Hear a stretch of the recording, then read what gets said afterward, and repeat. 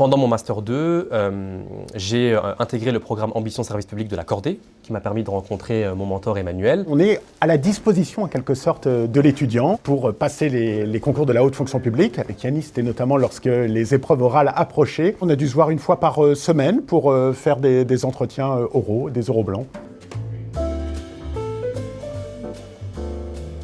La rencontre avec Emmanuel a été décisive, puisqu'il a été comme une sorte de coup de boost, vraiment une très grosse motivation de par son expérience. Grâce à cet accompagnement, j'ai intégré une classe préparatoire talent. J'ai obtenu le concours d'attaché territorial, le concours de l'EN3S et le concours de directeur d'hôpital que j'ai choisi. Je crois avoir été presque aussi heureux le jour où Yannis a eu ses premiers concours, parce qu'il en a eu plusieurs de la haute fonction publique, que moi il y a quelques années lorsque je les ai obtenus.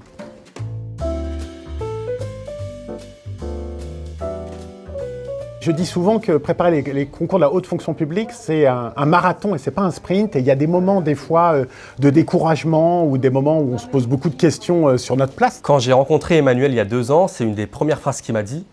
Et pour tout vous dire, c'est vrai qu'au début, j'arrivais pas trop à appréhender et à comprendre ce que ça signifiait. C'est le rôle du mentor, de lui faire toucher du doigt en quelque sorte un savoir-être. Le mentorat est très utile à cet égard parce qu'il permet d'avoir ce genre d'informations qu'on n'apprend ni dans les livres ni à l'école.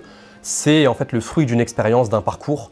Et sans le mentorat, je n'aurais pas pu me rendre compte de la réalité de ce qu'est une préparation au concours, notamment de la haute fonction publique. Et véritablement un marathon, donc il faut rester accroché.